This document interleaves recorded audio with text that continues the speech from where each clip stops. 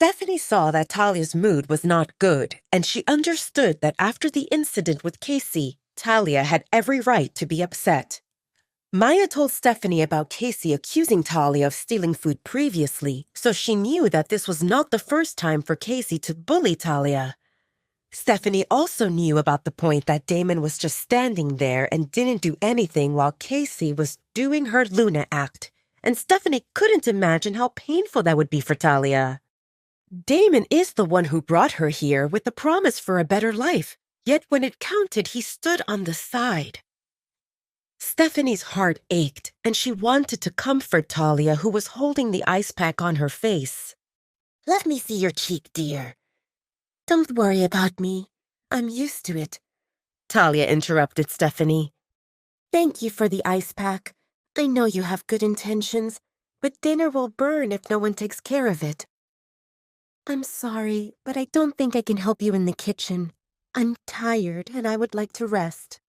In the hallway, Damon stepped away from the door of Talia's room when Stephanie opened it. He didn't care if Stephanie caught him eavesdropping. Before Stephanie could say anything, Damon gestured for her to move away from the door so that Talia doesn't overhear them.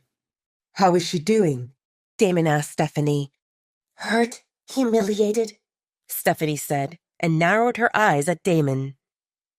"I know," Damon said before Stephanie could say anything.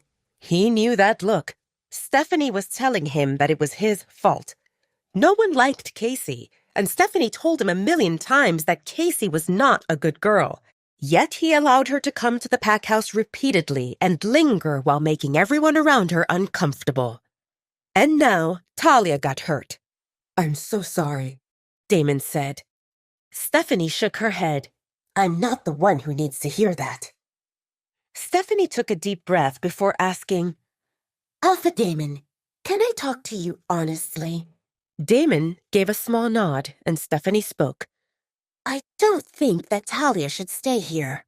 Don't get me wrong, Talia is a wonderful soul, and I love having her around. But she suffered a lot, and we should not add to it. Today was Cassie. Tomorrow it will be someone else. As long as Talia is here, entitled people will cross paths with her, and she doesn't deserve that. If you care about her even a little bit, you should consider letting her stay in one of the common buildings." Before Damon could respond, Stephanie said, "I'm going to check dinner. Cassie already spoiled the mood. I will not allow her to spoil food as well." And with that, Stephanie left. Damon looked at Talia's door with a complex expression. He knew that this wouldn't happen if Talia was not in the pack house, and he heard Talia say how she ended up in trouble because of him. And now Stephanie said that Talia would be better off somewhere else. But can he stay away from Talia? After some hesitation, Damon turned to the right and went to his room. He needed a shower and to clear his head. When Stephanie summoned them for dinner, Damon was about to enter Talia's room, but then he heard voices. Maya was with Talia, and Damon didn't want to interrupt, so he went to the dining room. Actually, he wanted to eavesdrop, but he didn't want to risk hearing again from Talia how he brings misfortune. When Damon got into the dining room, the table was already set with dishes.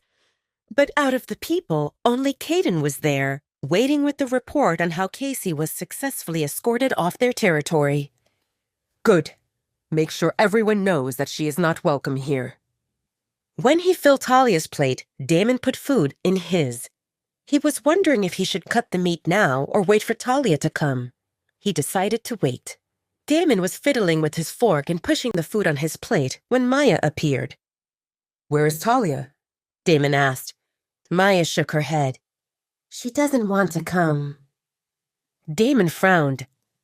"She knows that Cassie is not here, right?" "She does," Maya confirmed. "Talia said that she is not hungry, and I didn't want to force her." His heart ached. It was his fault.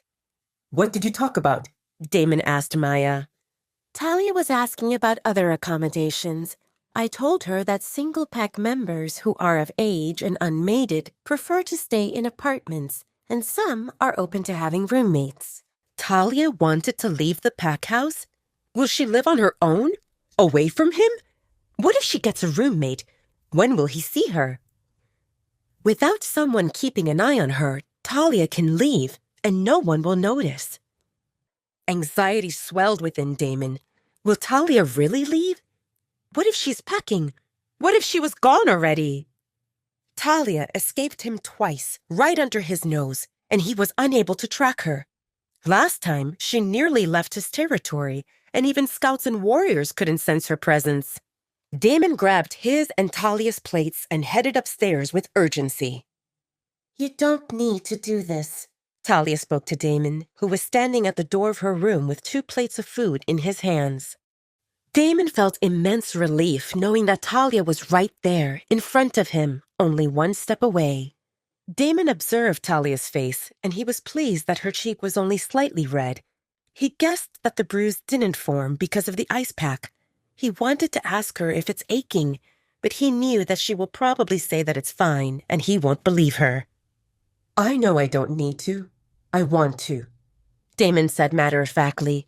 Will you let me in, or are we going to eat in the hallway? Talia moved and let out a long breath. Why is he making things difficult?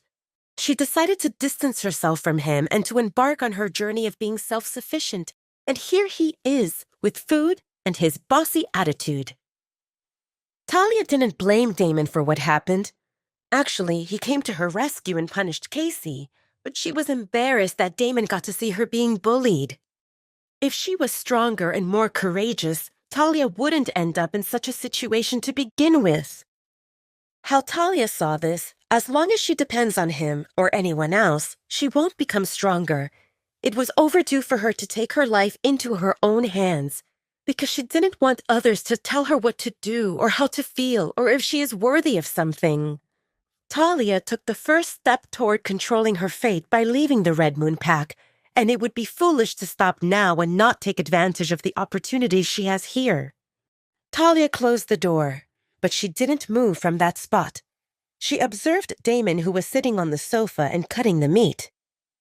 Damon finished his food and left the room without a word.